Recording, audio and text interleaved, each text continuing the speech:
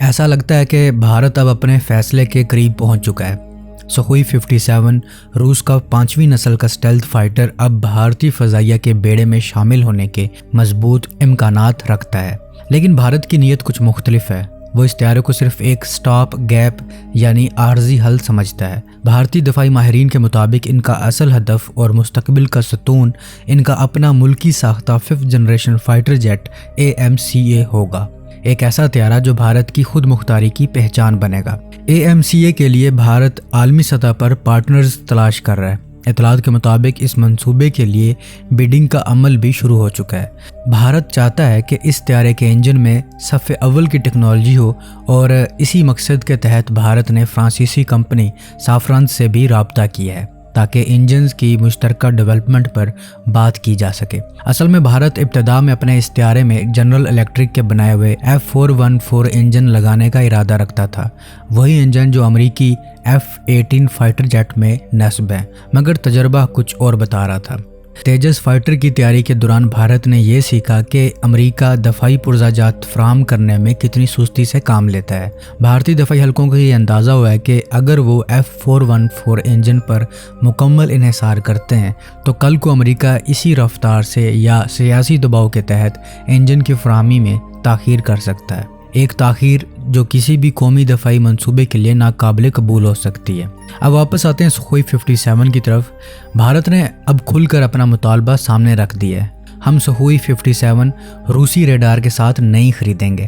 روس کے NO-36 ایسا ریڈار کی بنیاد گیلیم آرسینائڈ ٹیکنالوجی پر ہے، جو موجودہ دور کے تقاضوں کے لحاظ سے اب کچھ پرانی سمجھی جا رہی ہے۔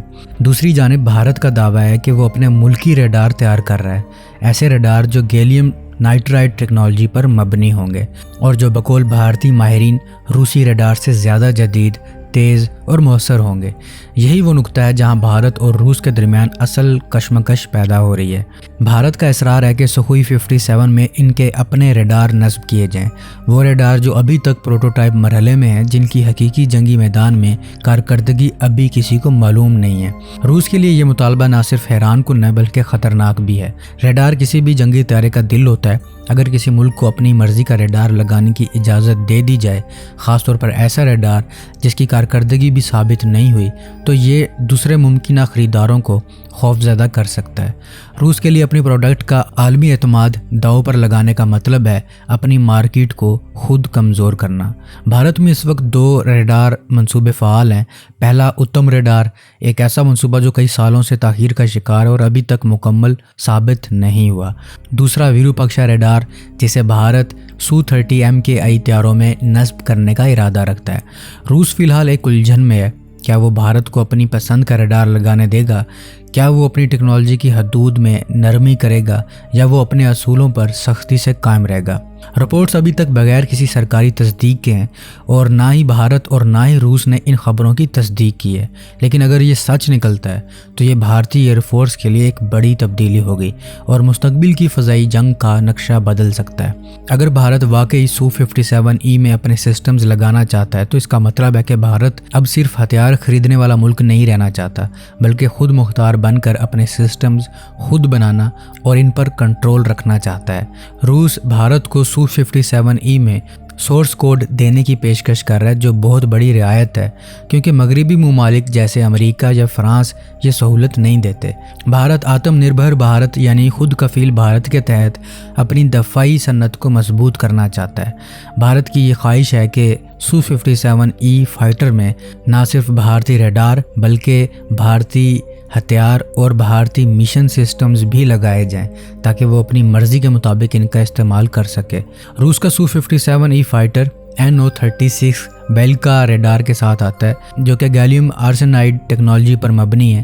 یہ ریڈار اچھا ہے، لیکن بھارتی ماہرین کا کہنا ہے کہ یہ آج کے جدید جنگی ماحول کے لیے اتنا مؤثر نہیں ہے، کیونکہ یہ ٹیکنالوجی زیادہ طاقت برداشت نہیں کر سکتی اور آسان سے گرم ہو جاتی ہے۔ بھارت کے پاس اس کا متبادل ہے گیلیم نائٹرائڈ پر مبنی ریڈار۔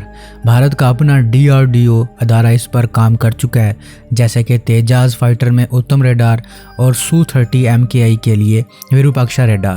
गैलियम नाइट्राइड रेडार ज़्यादा ताकतवर, ज़्यादा फासले तक काम करने वाला और इलेक्ट्रॉनिक जंग के हमलों के खिलाफ ज़्यादा मजबूत होता है। अगर भारत Su-57E में गैलियम नाइट्राइड रेडार लगा लेता है तो वो चीन के J-20 फाइटर जेट स्टेल्थ तैयारों को भी जल्दी देख सकेगा और इन पर जल्दी हमला कर सकेगा। भारत पहले ही Su-30 MKI के सुपर 30 अपग्रेड पर काम कर रहा है, जिसमें भारतीय रेडार, भारतीय कंप्यूटर्स और भारतीय मिसाइल शामिल किए जा रहे हैं। भारत इस तजर्बे की बुनियाद पर Su-57E को भी अपनी मर्जी के मुताबिक बनाना चाहता है। भारत चाहता है कि Su-57E में आस्ट्रा मिसाइल, जो कि लंबी दूरी तक मार करने वाला मिसाइल है, और रुद्रम मिसाइल, जो दुश्मन के रेडार तबाह करने के लिए डिज़ाइन किया गया है, शामिल किए जाएं, ताकि भारत के पास खुद मुख्तार और ताकतवर जंगी त्यारा हो। रूस ने भारत को पेशकश की है कि Su-57E भारत के हाल नाशिक प्लांट में बनाए जाएंगे, जहां पहले ही 220 से ज़्यादा Su-30 MKI त्यारे बन चुके हैं।